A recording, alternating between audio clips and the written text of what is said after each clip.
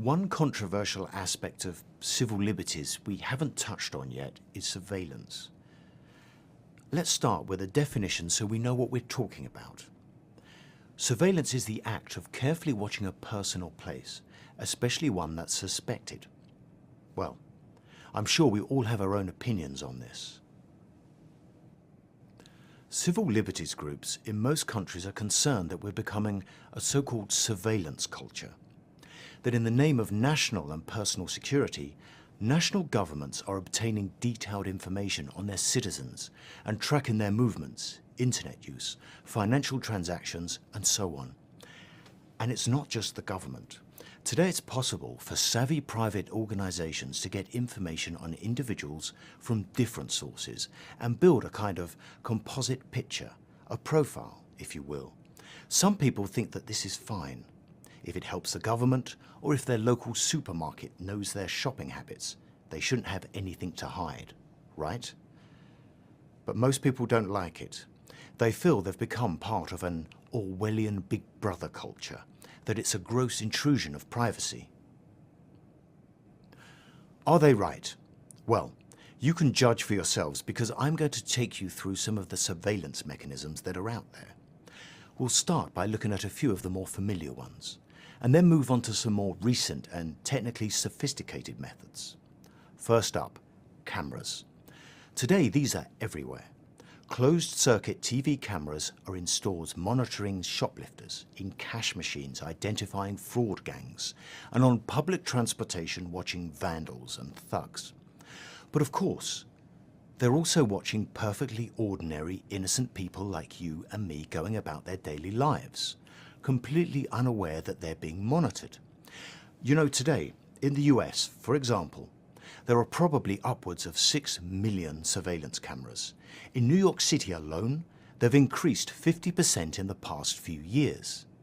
And in Britain, that figure is 6.5 million cameras. That's about one camera for every 10 people, recording each citizen up to 300 times a day. Then there are traffic-based cameras monitoring vehicles via their registration numbers. Right now, the UK government is considering recording all car journeys taken on main roads as a deterrent to terrorism and crime generally. These cameras are being used way beyond their original purpose. It's downright invasive. Then we have credit card transactions. We're all familiar with this one, I'm sure. Every time we use a credit or debit card, we're making an announcement of where we are, how much we're spending, and on what. Again, useful for crime busting when, say, unusually large amounts of money are suddenly spent uncharacteristically. But do we really want people to know this stuff? Do we want just anyone having access to our financial records? Next up, biometric facial recognition, which uses computer programs to analyze images of human faces for identification purposes. And this is done by taking an image, say, from a photo or video frame, then measuring facial characteristics, like the distance between your eyes and the length of your nose, for instance. Then they create a template which the software can compare with another image, like of a person going through airport security. If there's a match, then, hey presto, that person gets pulled aside for questioning. They've got this system operating at a number of airports. It's also been used at major sporting events like the Olympics and the Super Bowl, where pictures were taken of every person entering the stadium and then compared against a database. Okay, let's look at a couple of more recent and sophisticated surveillance techniques: cell phone surveillance technology and drones. Now, the police using records of incoming and outgoing cell phone calls to solve crimes is pretty old news, right? But recently things have taken a more ominous turn in the form of cell phone surveillance technology. There is now a sophisticated portable spy device able to track cell phone signals inside vehicles, homes, and insulated buildings. These trackers act as fake cell phone towers, allowing police or other government investigators to pinpoint the location of a targeted cell phone by extracting email and other data from it. When a suspect makes a call, the device tricks the phone into sending its signal back to the police, which is okay if the user is a criminal. However, the device also extracts data off thousands of other cell phones in the area. Finally, there are drones. Now, drones are small, camera-equipped quadcopters, basically fancy mini helicopters. You now see them in a lot of places. They've become increasingly fashionable, and some people simply see them as extravagant toys. But, and it's a big but, these toys can also have a dark side to them. Already, drones are used in some airports to allow authorities to monitor events on the ground, deter crime, and identify offenders.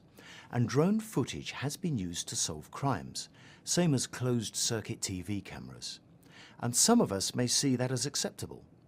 But get this, anybody, and I do mean anybody, can buy one of these drones, and there's nothing really stopping them from spying on whoever they wish.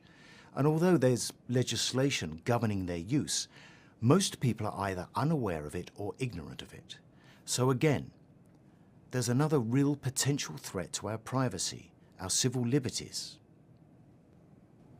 Now, all the instances of surveillance I've mentioned, closed-circuit TV cameras, credit card tracking, biometric facial recognition, phone surveillance, and drones, they're all products of the digital age, of technology that's now so easily available that it's just too simple and tempting for security agencies and commercial organizations not to take advantage of it. And here's the catch. Just to function in today's world requires us, increasingly, to expose ourselves to these threats against our privacy. We basically have no choice. Let's face it. How many of us these days can really manage without a credit card, an ID card, email, or a cell phone? It's almost as if, well, if we want to have these things, then we have to accept the surveillance that goes with them, right? Now, I'm no conspiracy theorist, but, like many people, I don't believe all this surveillance is for our own good. I don't believe that those of us who have nothing to hide have nothing to fear. So it's reassuring that there are organizations out there protecting the rights of ordinary citizens like you and me. Let me wrap up with a quote from Mark Rottenberg, president of the Electronic Privacy Information Center, or EPIC, who says that the kind of open-ended surveillance we are now seeing is, quote, the digital electronic equivalent of allowing police to go through your home without a warrant. Now that's a sobering thought, wouldn't you say?